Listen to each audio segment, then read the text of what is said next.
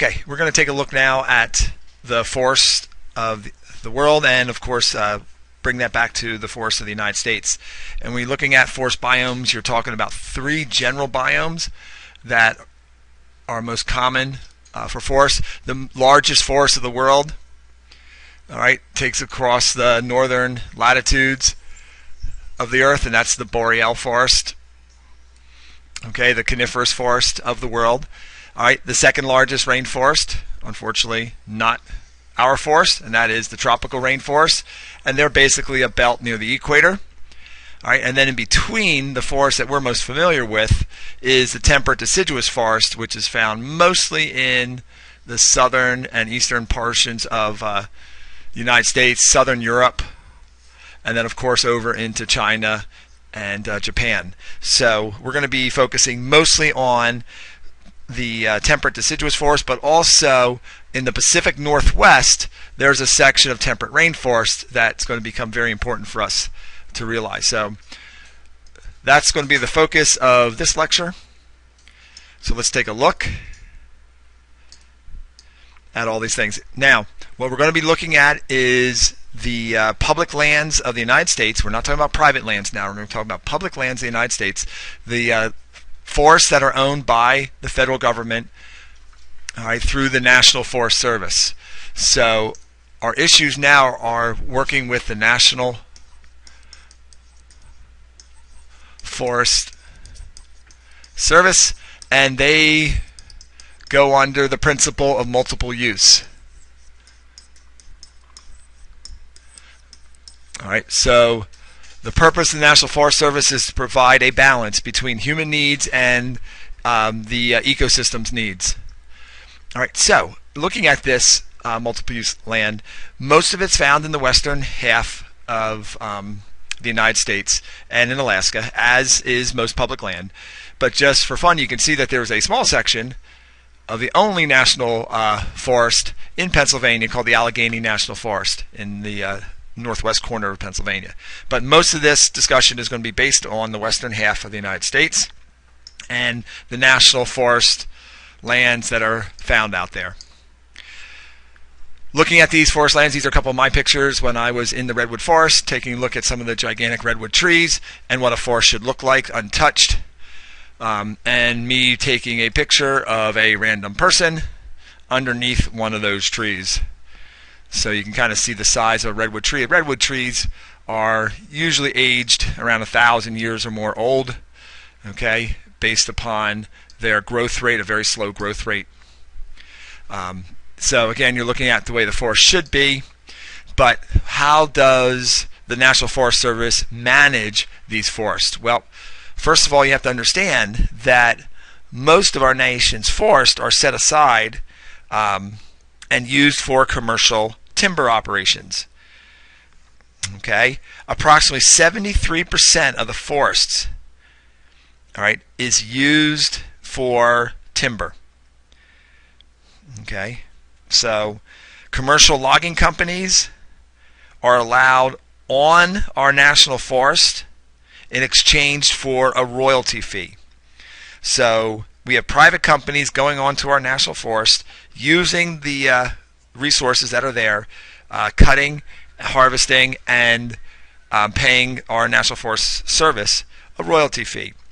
The problem is this idea of below-cost salvage cutting, which means basically that when a private company comes on to a national forest to cut, the royalty fee that the Forest Service charges is nowhere near the total cost that the National Forest Service incurs in preparing for the logging. Because the National Forest Service builds the roads into the national forests, they do the surveying, they do all the legal work, and then the company comes in and pays a royalty fee, which could be as little as $2.50 a tree, where they could be making a profit of $500 to $1,000 per tree. So this creates a balance on the balance sheet of a severe loss to the National Forest Service, sometimes $500 million a year. So why do we do that? Why does our National Forest Service basically sell trees for $2 a tree when the logging companies are making huge profits off of that timber? And the answer is almost like the grazing on the rangelands, where we don't charge enough for the rental of or the use of the land. There is a purpose behind this, and that is, if our federal government charged full price, or at least got all their money back, the timber companies would be paying more for that land, more for the trees, and therefore charge us as civilians higher prices for wood. That would then increase the cost of houses and would make basically houses unaffordable to many people in this country. So by subsidizing the logging companies, our government keeps the cost of housing lower. And that's why this is allowed to go on. Okay, so let's take a look at what they do. If you look at throughout the history, the first picture in the upper left is the picture of the United States. Okay, and how much was actually forested in 1620 when settlers came here. You'll see the entire eastern half of our country is solid forest, and then only a small portion going out in the western section was actually forested. Okay, then taking those numbers and extrapolating into the present, you will see that as time goes on, we began cutting the forest down by 1850. A lot of the East Coast, if you're looking along, especially in the northeastern section where the settlers were, most of that was cut down. All right, jump ahead, okay, to 1920s. You can see again most of the forest being cut. Now we're losing a lot in the Pacific Northwest, and then go down to today, where you're now looking at only a fraction. In fact, less than 10% of our original virgin forest that was here when we first got here is left today.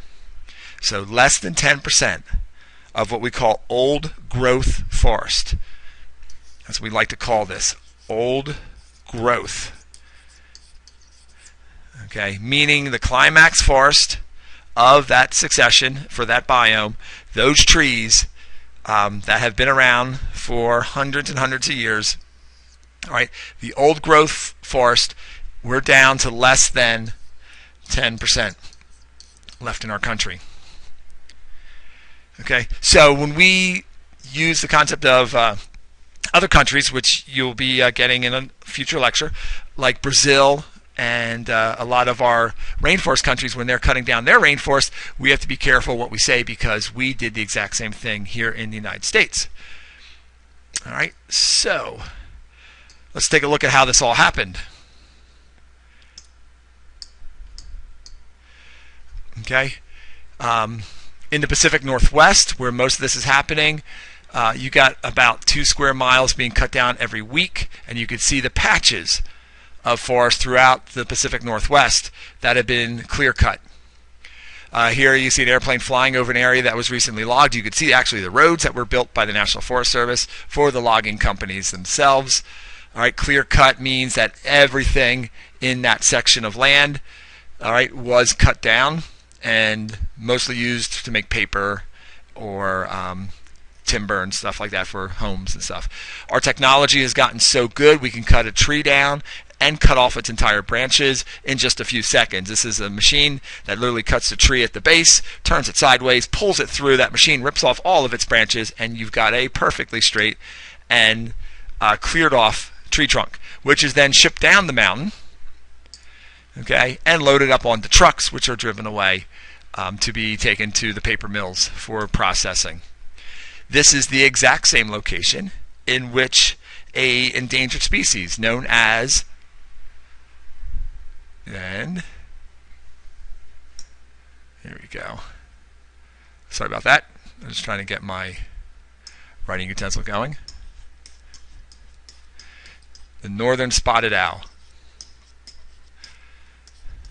And if you're looking for someone who saved more forest than anybody and than any human being, it would be this little guy, the northern spotted owl. The northern spotted owl is an endangered species. He is on the endangered species list, which means then we have to preserve by law its critical habitat. And its critical habitat happens to be old growth forests of the Pacific Northwest. So we can use the spotted owl to protect our forests. And that's what we've done.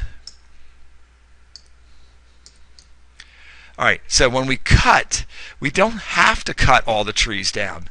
All right, the process by which cutting all trees down is called clear cutting. All right, it involves basically taking almost everything off the land, okay, and then replanting it with little tree seedlings, as we'll talk about here in a second. So if you clear cut, well, let me put this up here for you. It might make it a little bit easier.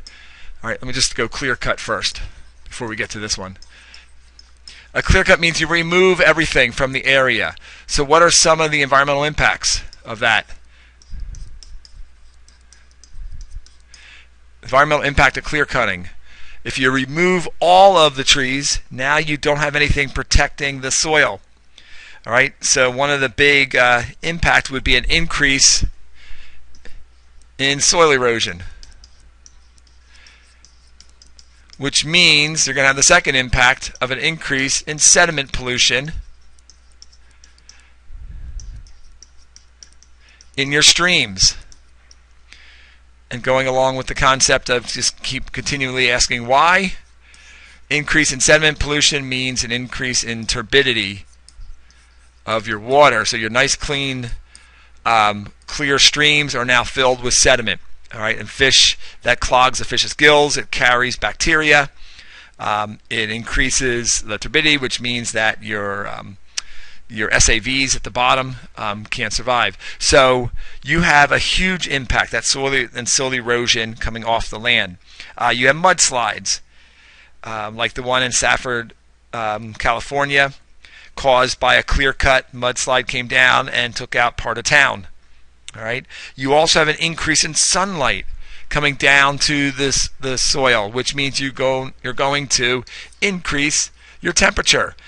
That increase in temperature is going to change the type of plant vegetation that can grow there. So you have a severely impacted aquatic system. You have a severely impacted land system by clear cutting.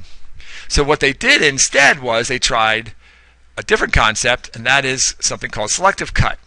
And when you go to selective cutting, you can see in the diagram right here that the selective cut only pulls out the most valuable trees that you want.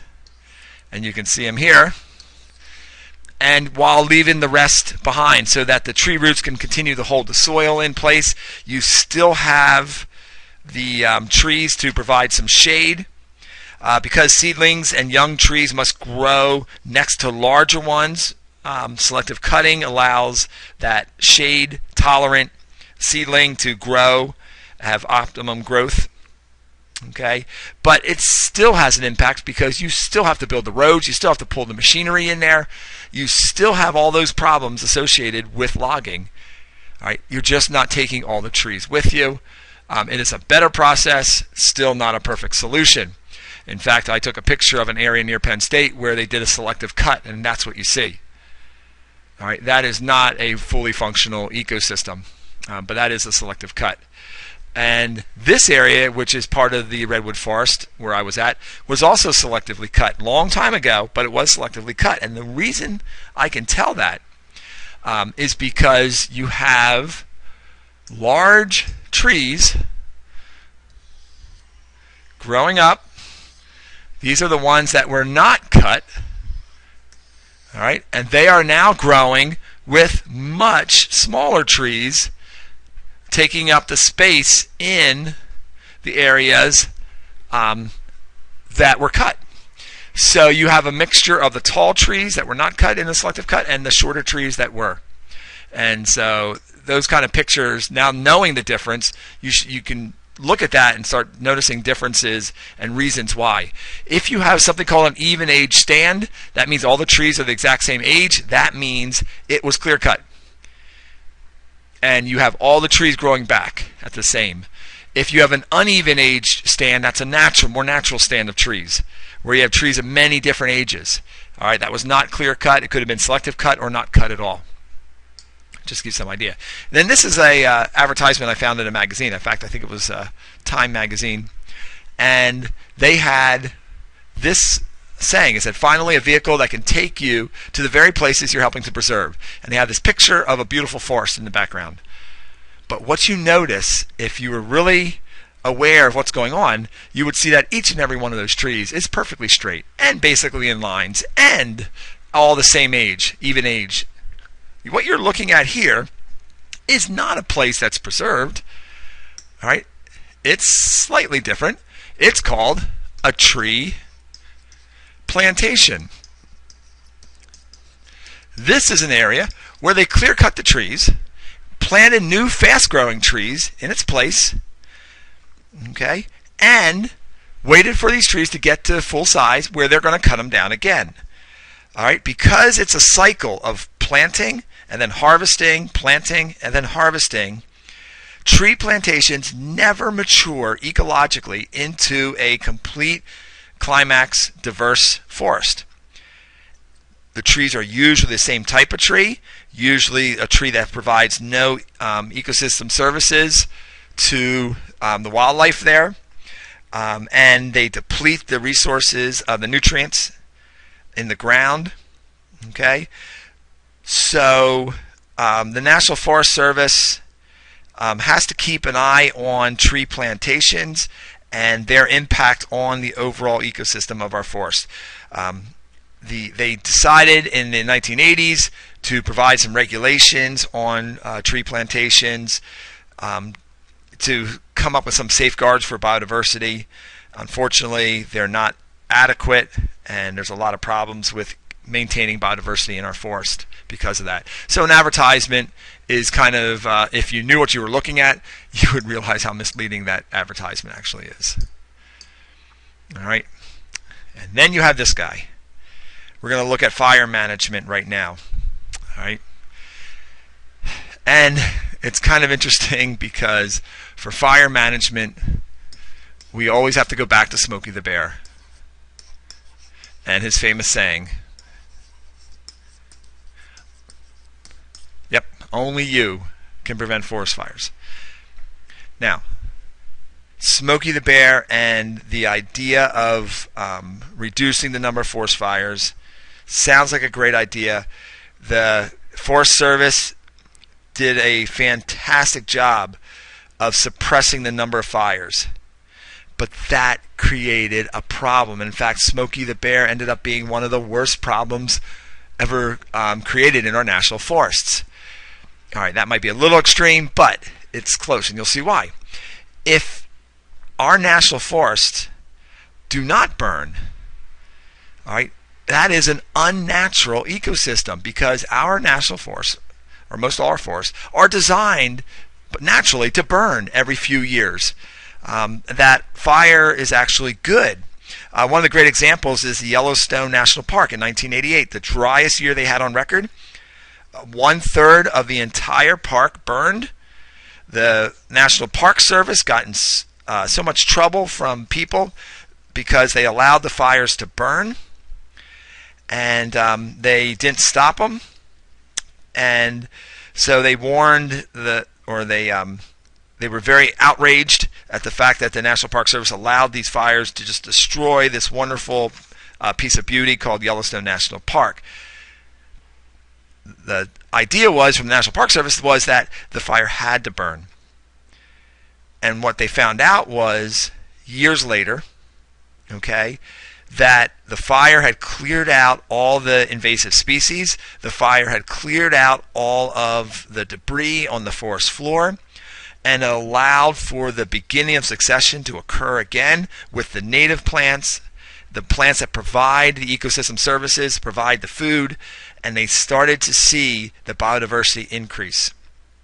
They concluded that the forest fires of 1988 actually provided many benefits to the Yellowstone ecosystem.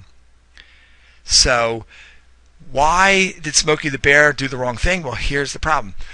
If you don't have a fire, and I have to apologize for my drawings here, but this is going to be my forest of 4 trees with lots of leaves up here. Okay? In a forest, tree branches die, small shrubs try to grow, invasive plants are starting to grow down underneath here. Okay? And what happens is, and there's also all kinds of dead stuff, it starts to build up down here. All right, and so what the forest needs is a cleaning. It needs a cleansing, and what that cleansing is a fire. And that the fire comes through in my beautiful red here and burns away all of this stuff on the forest floor. Okay, while not killing the tree itself, because the fire is small and just takes the stuff off the forest floor.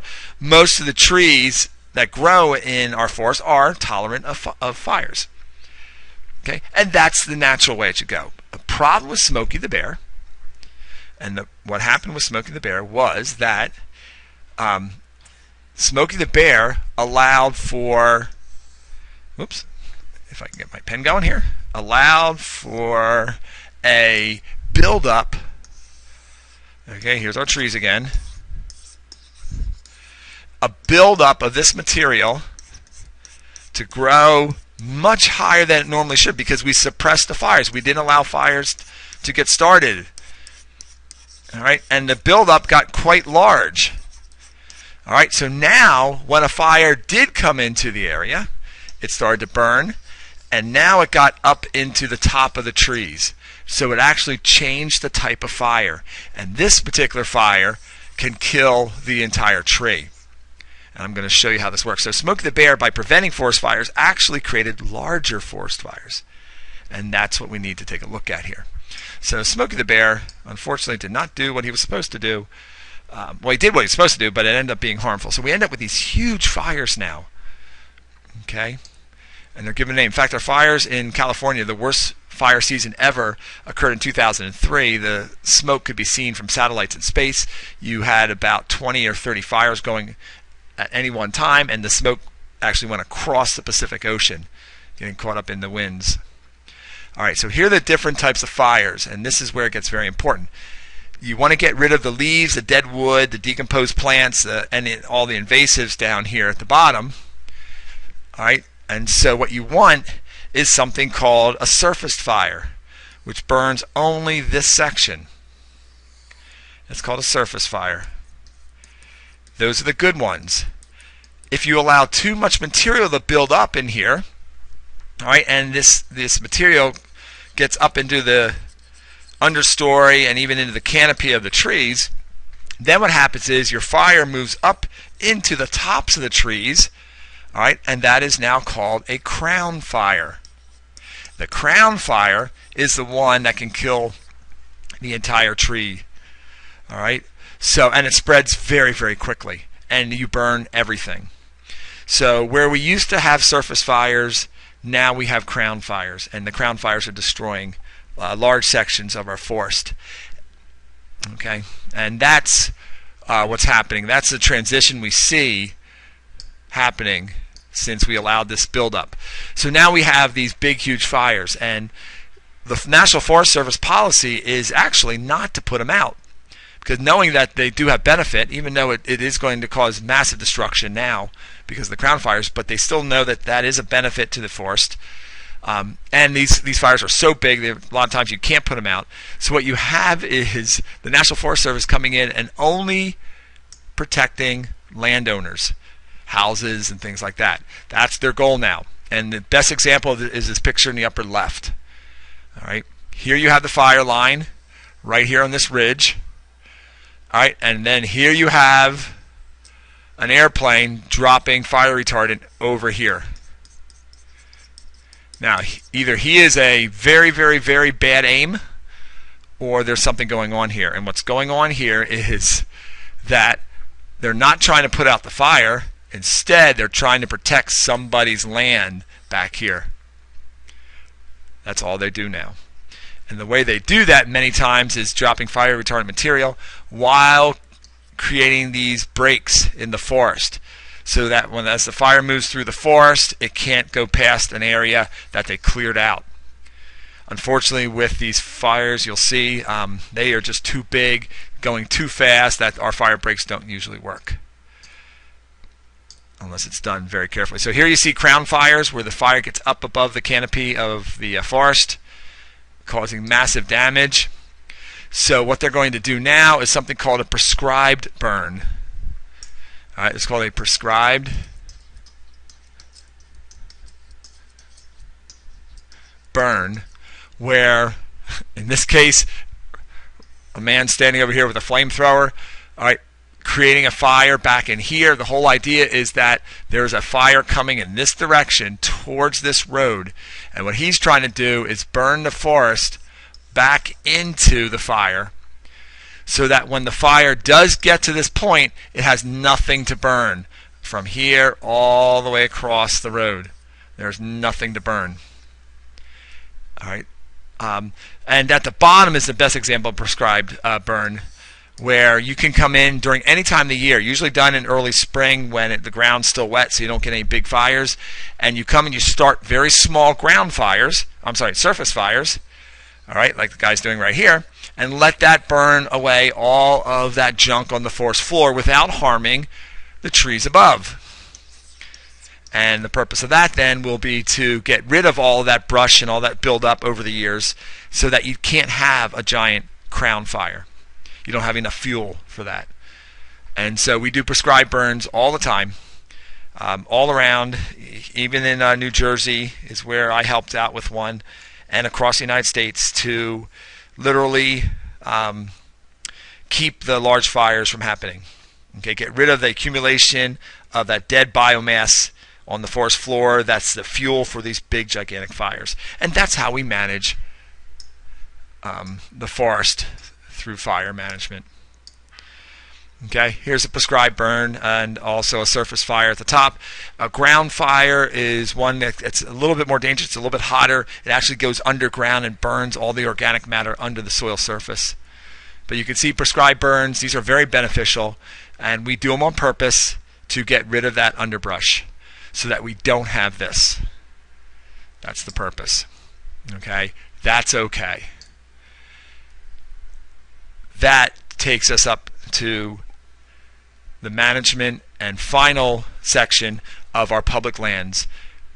How we manage our national forests, either through the cutting of the trees or through the fire management, is critical in preserving our national heritage, our cultural, and our ecological values of this country. Thank you.